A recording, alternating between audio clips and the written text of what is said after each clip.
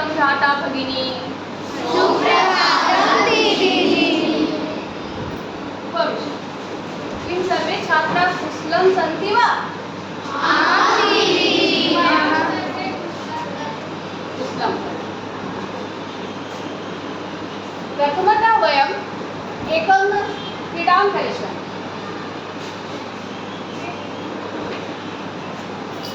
अत्र त्रयः शब्दाः सन्ति। राज्यं, स्वर्गं, सेवा।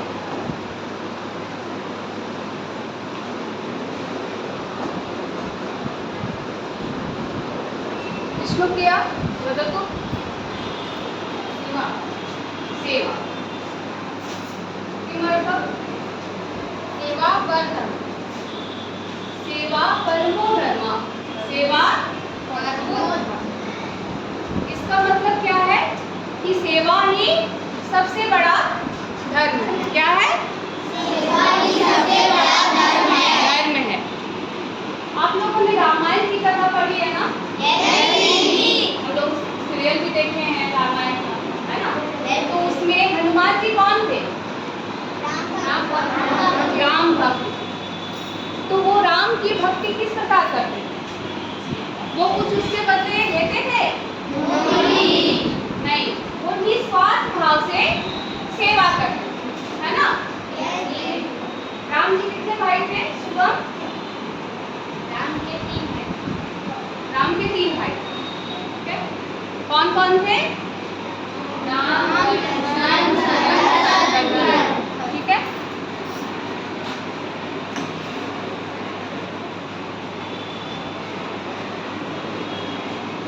आप उस तस्वीर को देख रहे हो ना? कौन है ये? हनुमान जी, है ना? तो ये क्या किए हुए अभी? इनके हाथ में क्या है? संजीवनी बूटी लाने के लिए गए। कहाँ गए? हाँ, तो किस लिए गए थे? लक्ष्मण मूर्छित हो गए थे, उनके लिए संजीवनी बूटी लाना था। तो वो पर्वत पर गए, लेकिन उनको समझ में नहीं आया कि कौन सा संजीवनी बूटी है। तो उन्होंने क्या किया? पर्वत ही उठा के ले आए। और जो वैद्य जी थे वो लग गए, उसको छोड़कर पीस कर उसको पिलाया गया और लक्ष्मण जी ठीक हो गए, है ना? तो फिर राम जी ने कहा कि इसके बदले तुम क्या चाहते हो? मांगो, जो भी वर तुम चाहते हो वो मुझसे मांगो। तो उन्होंने क्या कहा? उन्होंने कहा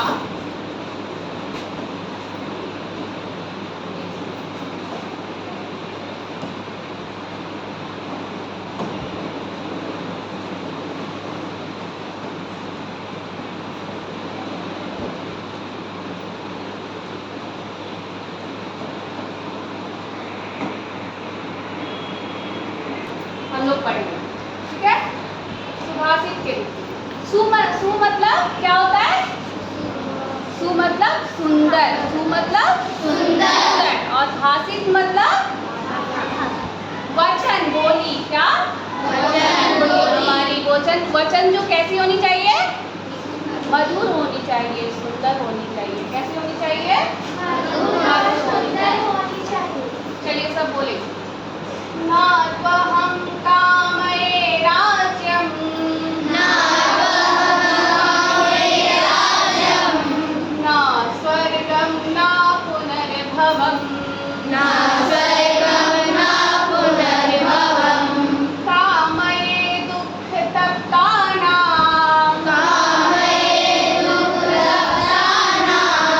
प्राणिनामतिनाशनम्,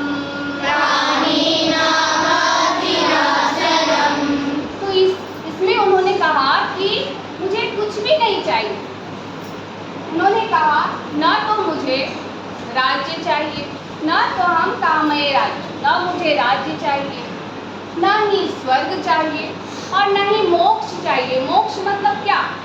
इस जन्म से मुक्ति, जन्म और मरण से मुक्ति, फिर जन्म नहीं लेना। कामये दुख तप्ताना, मैं तो दुख में पड़े लोगों की सहायता करना चाहता हूँ, उनकी मदद करना चाहता हूँ। इसी श्लोक को उन्होंने बताया, उन्होंने कहा। नेक्स्ट सुभाषित हम लोग पढ़ेंगे।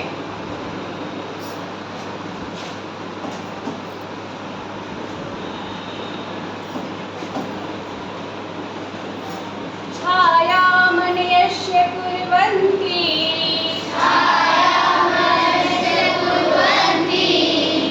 तिष्ठन्ति स्वयमातपे फलान्यपि परार्थाय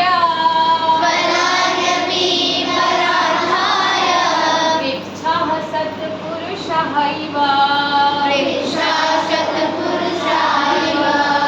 एक बार फिर सभी करेंगे एक्शन के साथ, ठीक है? छायामणयस्य कुर्वन्ति तिष्ठन्ति स्वयमातपे फलान्यपि परार्थाय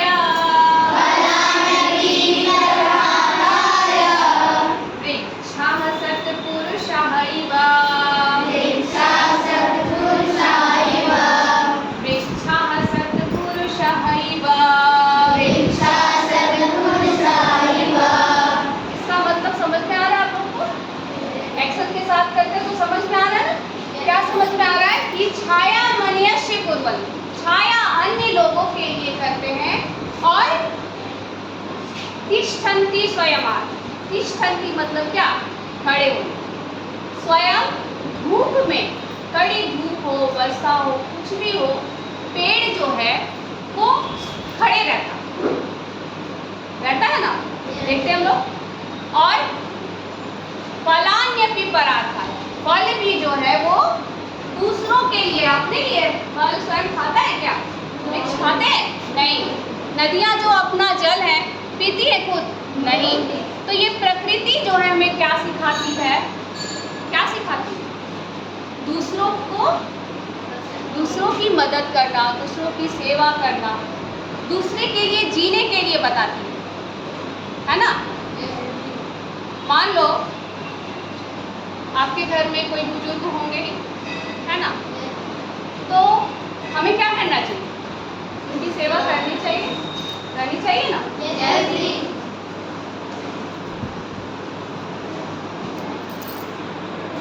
तो हम लोग फिर से पहली वाली जो सुभाषितानी पढ़े थे वो फिर से पढ़ें, ठीक है?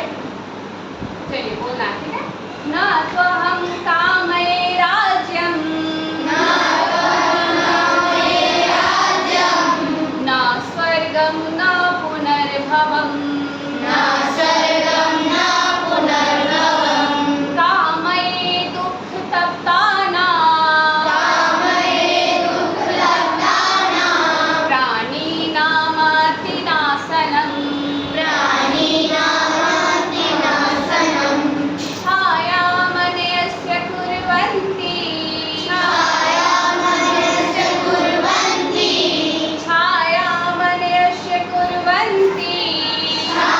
छायामणयस्य कुर्वन्ति तिष्ठन्ति स्वयमातपे फलान्यपि परार्थाय वृक्षः सत्पुरुषः इव। ठीक है? तो दोनों श्लोक से हम लोग क्या समझ सीखे कि दूसरों की सेवा करना ही परम धर्म है, परोपकार है। दूसरों का उपकार ही सबसे बड़ा धर्म है, ठीक है ना? तो नेक्स्ट कक्षा में हम लोग आगे की सुभाषितानी पढ़ेंगे, ठीक है? धन्यवाद।